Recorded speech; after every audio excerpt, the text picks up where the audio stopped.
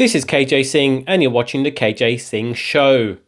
I'm going to start something new in my next episodes where I'll be responding to content. I will also, in the long term, have interviews and have discussions with people, whether they are people who are experts in their field, whether they're professors who are willing, who are obliging to take part in this big, this large long-term project, or they're just normal people, just like you and I, who are trying to make sense of what's going on in the world. I'll be also addressing what we call the hasbara, which is in Hebrew, which translates as explanation, but it's really a euphemism for propaganda. And there is so much propaganda out there because, of course, when you're intent on committing a genocide, you obviously have to do your part to deflect away from the bad PR that is inevitable to arise and manifest as a result of the inhumanity, the impunity with which you're committing atrocities. More on that in the future. And this is something I very much enjoy because I do believe that there is something that we can bring to the table in terms of responding to the assertions, the kind of assumptions and the allegations and suppositions that are made by the mainstream news, by those who are propagating this war, who are trying to convince the population, the majority of people, that this war is just, and it's not just. And they know it's not just because there is a whole industry of hasbara that is intended to malign, to demonize those who criticize the actions of this genocidal state. Not just genocidal, but genocide is merely just a tip of the iceberg. That is merely a symptom of this ethno-state built on this notion of maintaining a ethnic identity at the expense of those people who are the Arabs that lived there, the indigenous people that lived there prior to the establishment of the State of Israel. And I'll be discussing this a lot in the future because the premise of Zionism is built on the falsehood, and it's built on the erasure of history.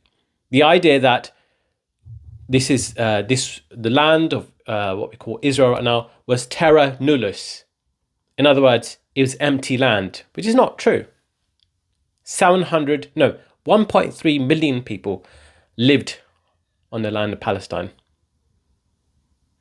That is now called Israel. And these people were pushed out, were militarily coerced, were killed, massacred in this project to maintain, having and achieving a Jewish, and manifest the self-determination of the Jewish people in the form of this state, which is really a right-wing project. No matter how certain people like to identify themselves as left-wing, this is very much a far-right project. It's a project that is based on ethno-nationalism, ethnocentrism, the insularity of us versus them, which divides them for the rest of the species from the rest of humanity, which down the line has severe, dire implications. And I'll be responding to this so it'll be a little bit more entertaining, a little bit more interesting. And a lot of my inspirations for having this podcast or this show whatever you call it, from Majority Report to Novara Media.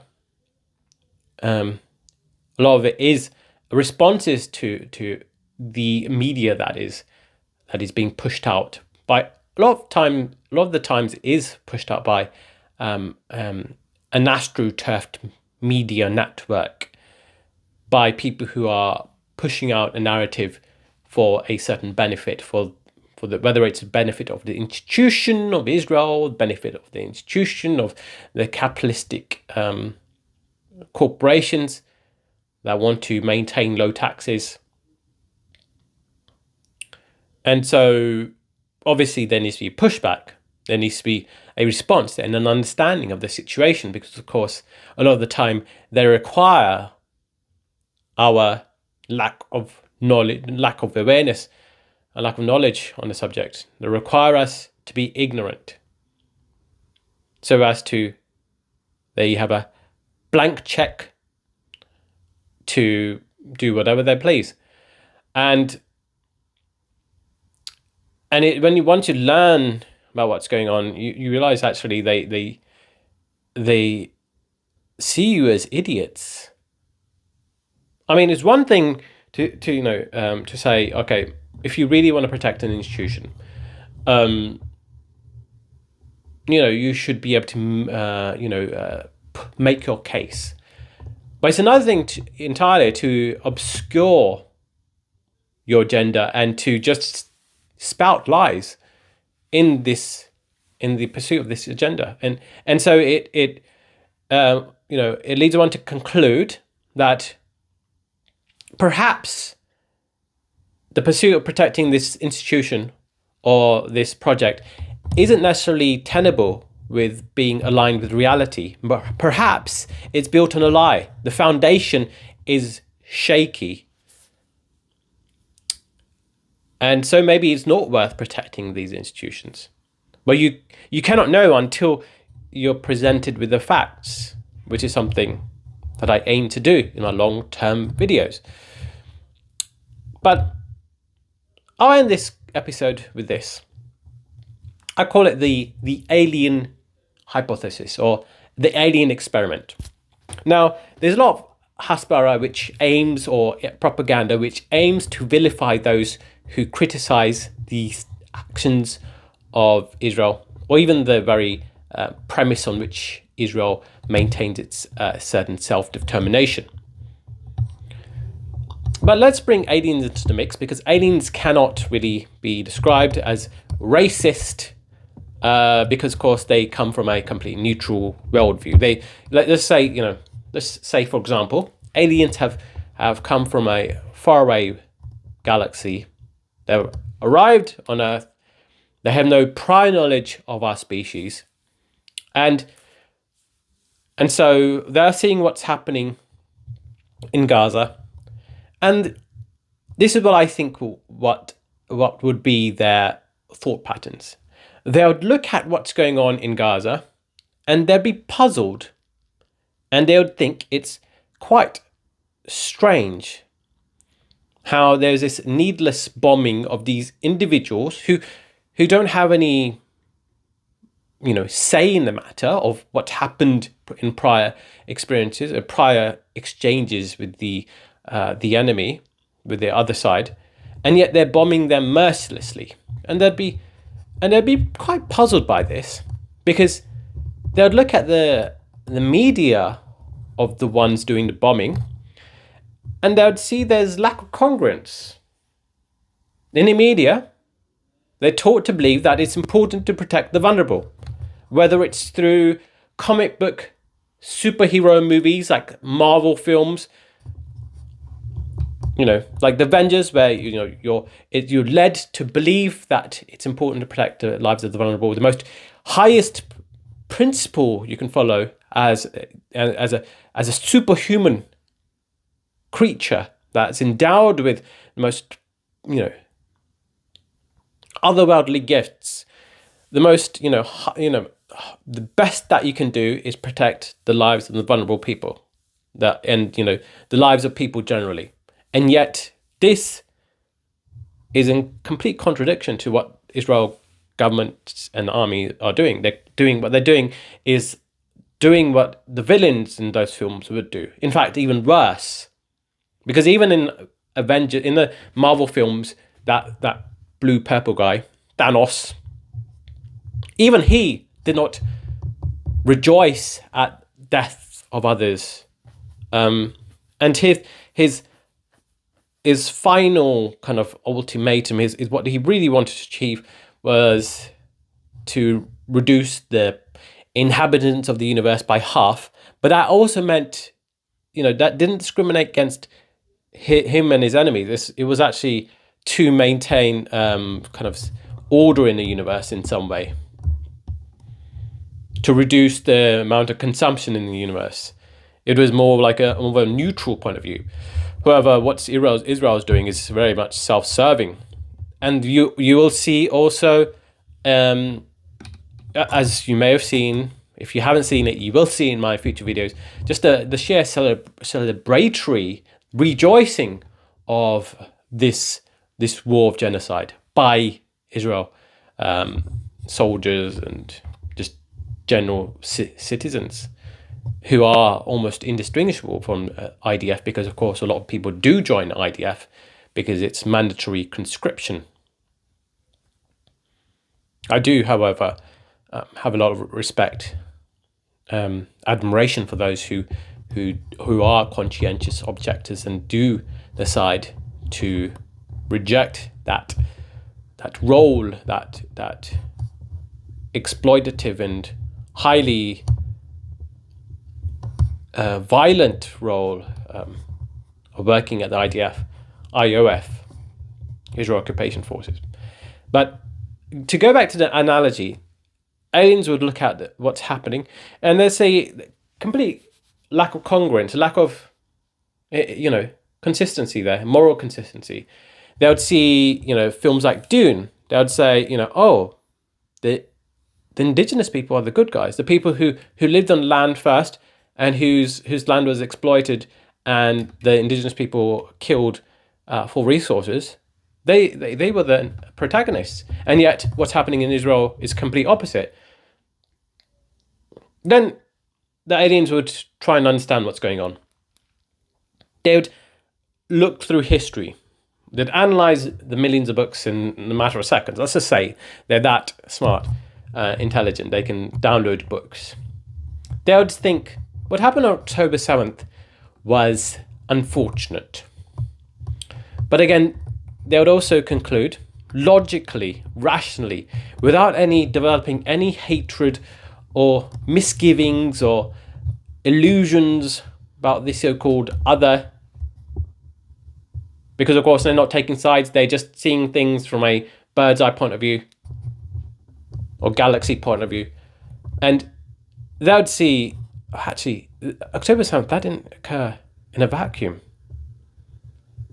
And then they would go back and then realize, actually, the people who, some of those individuals who committed October 7th were from Gaza, right? And the people of Gaza, they're basically people who sought refuge from being kicked out and displaced from what is modern day Israel. And so they would be thinking, actually, this goes back far, far back. And then they'd look back and then see, actually, this started in the 19th century with the advent of political Zionism. And they would think, actually, you know what? This is crazy. How did this? How was this given the green light? And then they would look at the British colonialists, who were the most vociferous racists.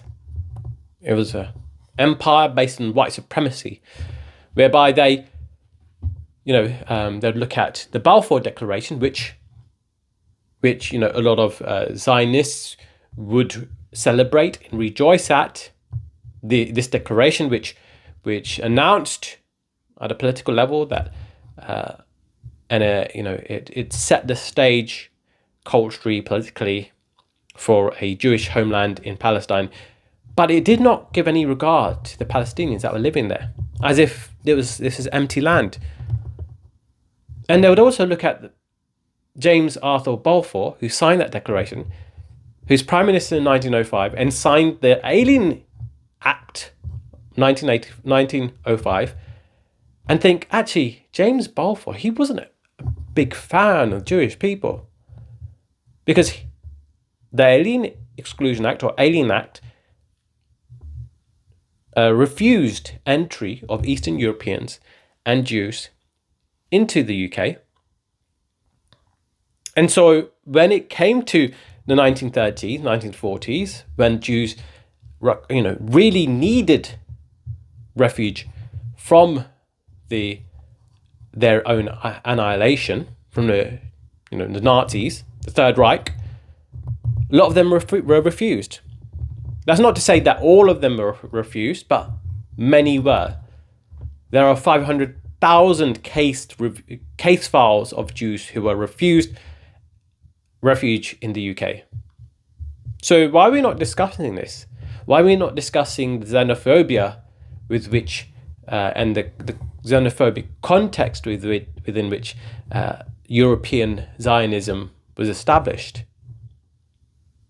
And then you would say we can look at how Zionism is established right now, established also by right-wing Christians, people of the evangelical movement in America, where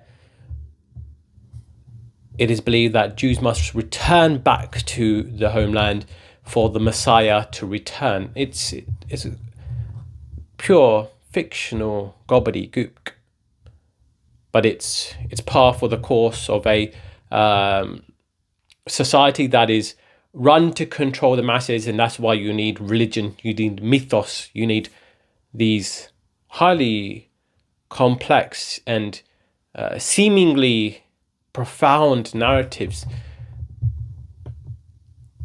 to reinforce control of the population.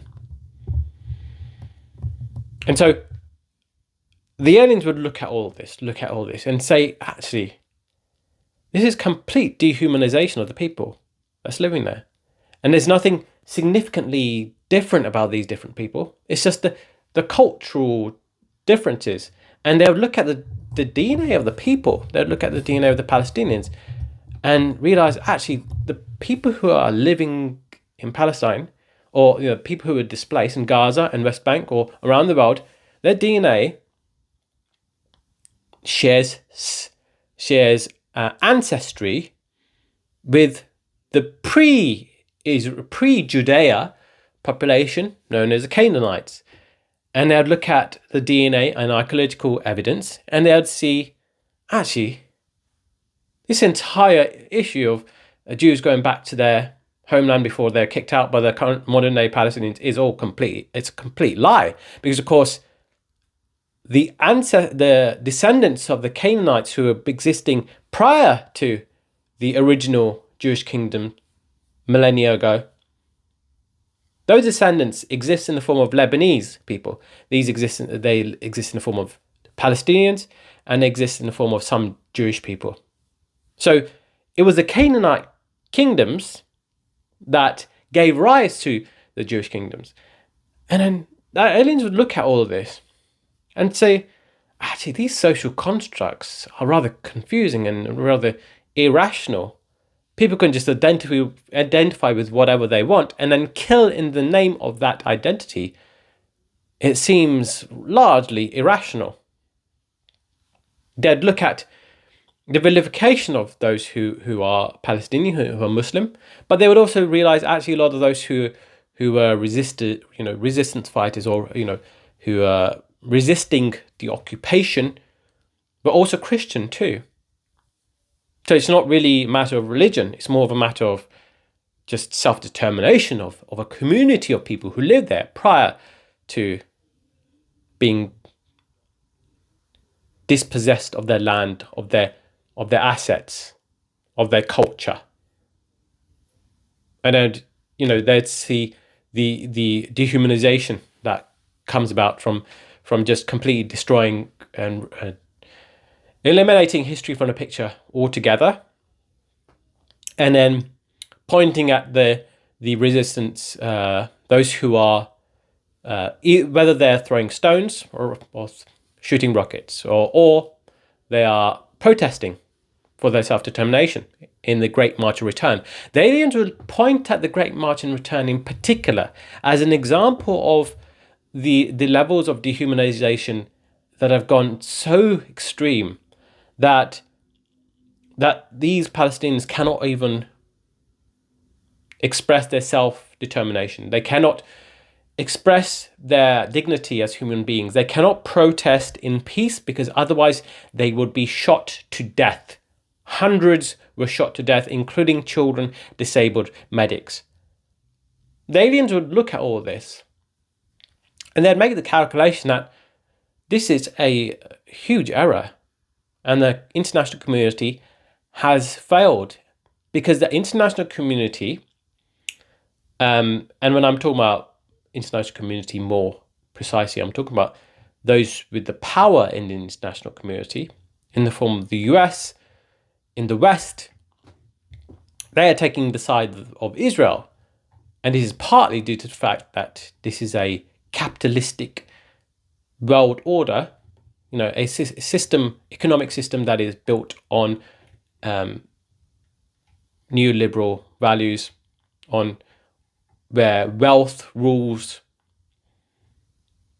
And, there's really nothing to gain for them by supporting Palestinians over the Israel, their little ulster in the sea of angry Arabs. This is what the British colonialists want to maintain. They not just, it was a capitalistic ally, but it's also the fact that they had cultural similarities.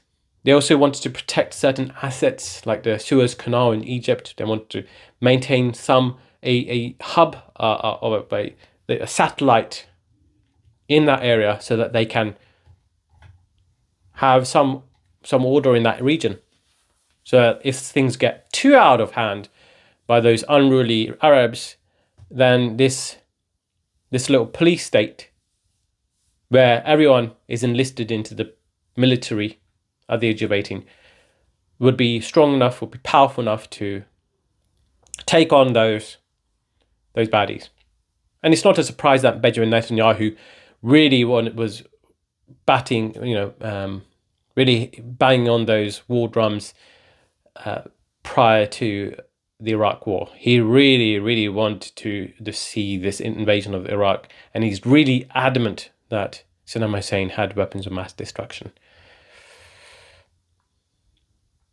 So they don't look at this, all this, and see, actually, humans have an issue here, because in one sense, humanity has improved technologically.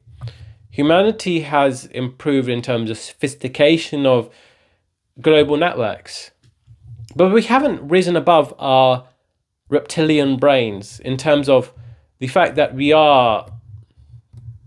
say that we are acting on higher order thinking in terms of our values about peace and about justice, about intelligence. But actually, that's not the case here. This is about might makes right.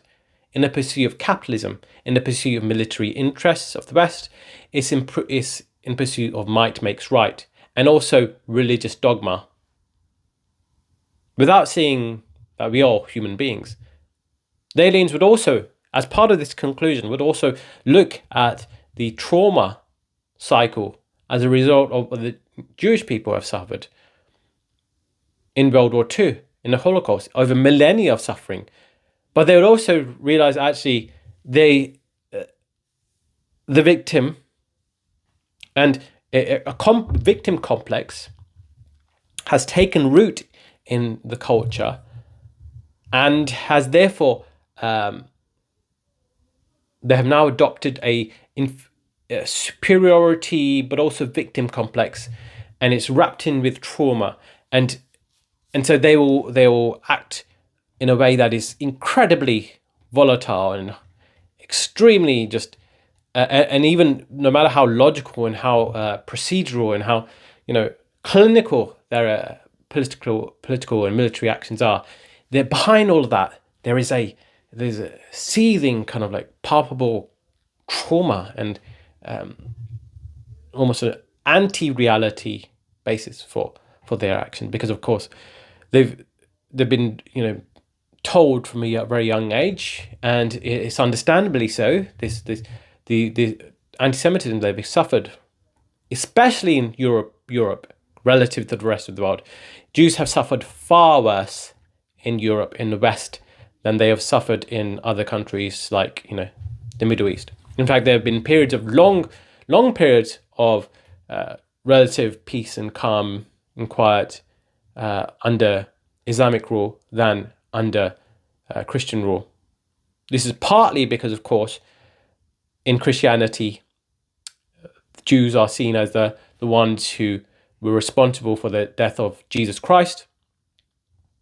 And in Islam, there is recognition for the prior prophets of Abraham, as in they were both tribes are descendants of Abraham.